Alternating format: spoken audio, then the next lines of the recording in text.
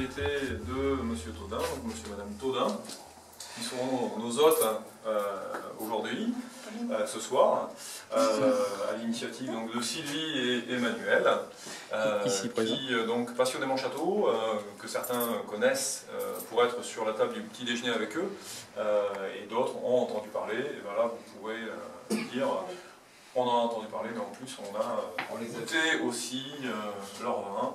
Donc vous aurez la possibilité de goûter les vins, de les acheter aussi, hein, si vous souhaitez, puisque donc, on était aussi prévu un fonds de caisse. Donc, de la propriété.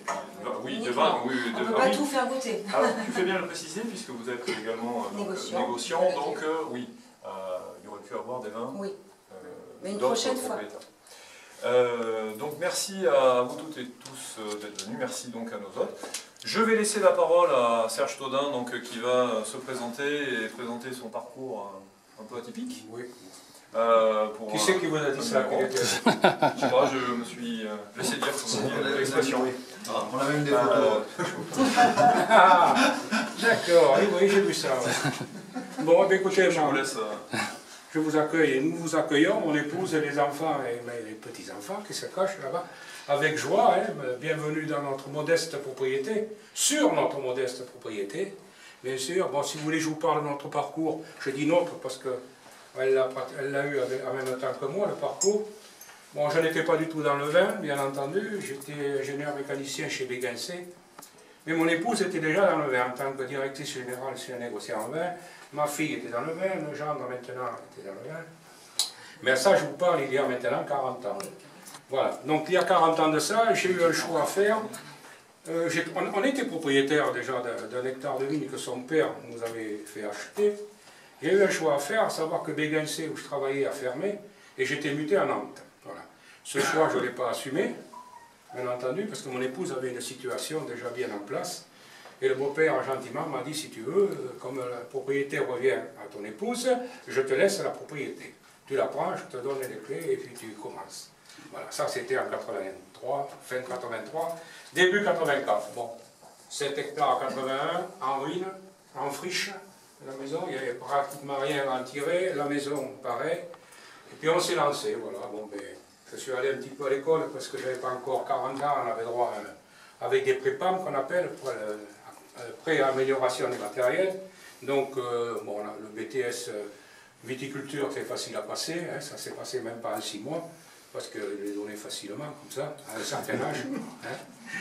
Bon, et on est devenu viticulteur. Bon, là-dessus, ben, on a grandi, hein, on a tout replanté. Toute la vigne que vous allez voir autour, ou que vous pouvez voir ailleurs, a été entièrement replantée.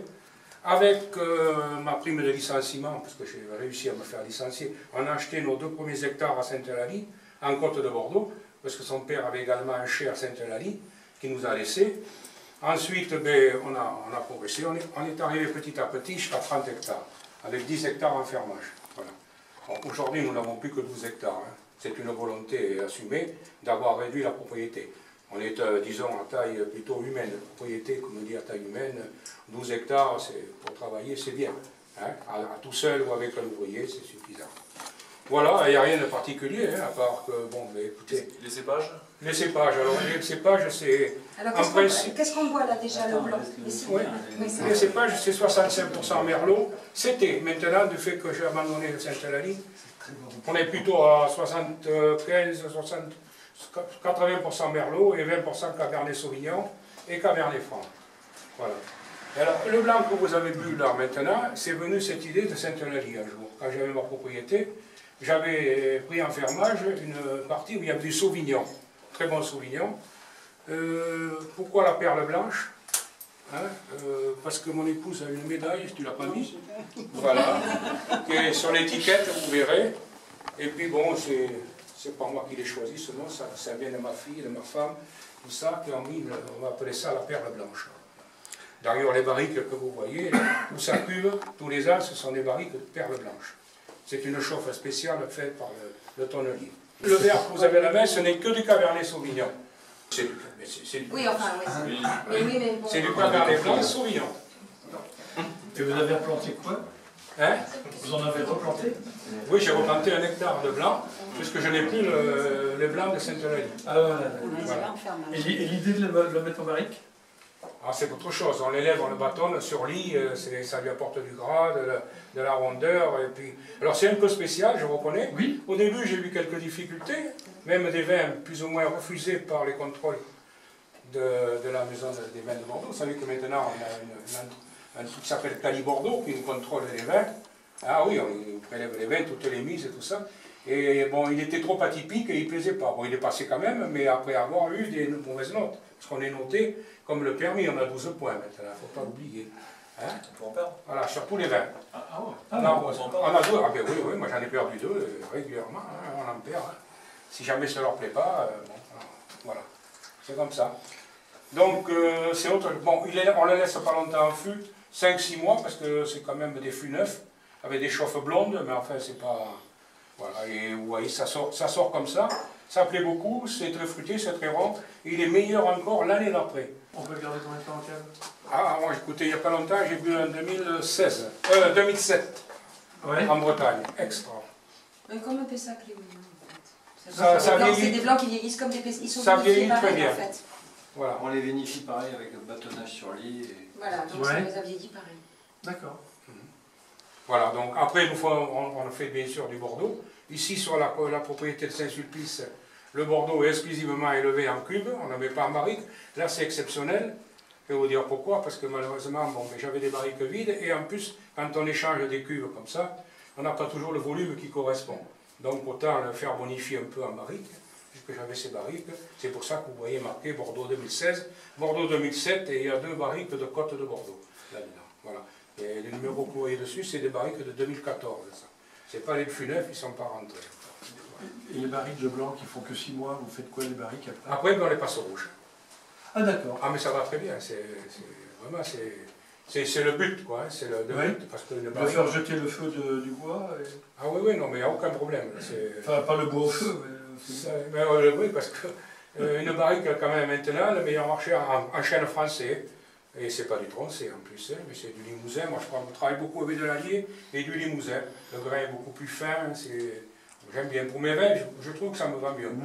Et c'est quand même 680 € hors taxe une barrique comme ça. Ah oui, quand même. Oui, oui, oui. Alors autant jouer avec ça. Bon, les grosses c'est un peu plus cher bien entendu, mais ces gros volumes ça me plaît aussi pas mal ça, parce que c'est mieux, ça peut rester plus longtemps dedans. Voilà. Donc après, après le Bordeaux nous avons les côtes à Sainte-Eulalie que l'on a réduit cette année malheureusement, hein, pas mal, puisqu'il nous en reste plus beaucoup, on a vendu une partie. Le côte de Bordeaux, alors lui, il est exclusivement le premier côte de Bordeaux, le réserve privé que vous allez goûter ce soir, lui, il passe en barrique neuve. Et le deuxième, il passe en barrique de 2 ans et 3 ans. Voilà. Donc, mais il reste plus longtemps. Voilà, pour dire donc, que le pourcentage des merlots et cavernets, c'est le même. C'est dans les 70% merlot, 70, 75, ça dépend. Mais par contre, le réserve privé, on ne le fait qu'avec les vieilles vignes.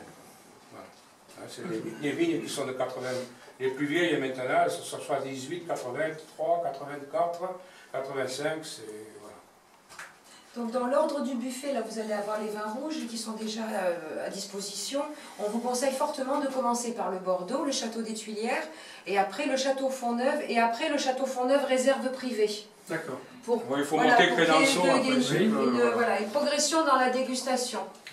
Alors, Voilà. je prends la balle au bon parce que donc Sylvie parlait de buffet, bon. je remercie, puis j'ai donc Damien en face qui m'y fait penser aussi. Ce soir vous allez être régalé par chez Jean-Mi, hein, le bar à huîtres, donc Karine Ouzel que vous connaissez certains, et donc qui est représenté ce soir par Damien. Qui est au marché des Chartrons. Qui est au marché des... Capucins, ouais, nous sommes déjà allés là-bas, il me semble. Autant pour moi, Damien. Et puis il y a également parmi nous ce soir une personne qui est peut-être un invité mais qui peut être un partenaire qui a quelques qualités un peu spéciales. Donc je vous laisserai le découvrir. Je vous souhaite une bonne soirée et je vous dis à la rentrée. Hein,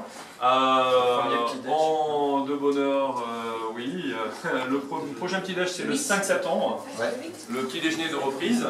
Damien chez Jean-Mi, la fille de la maison.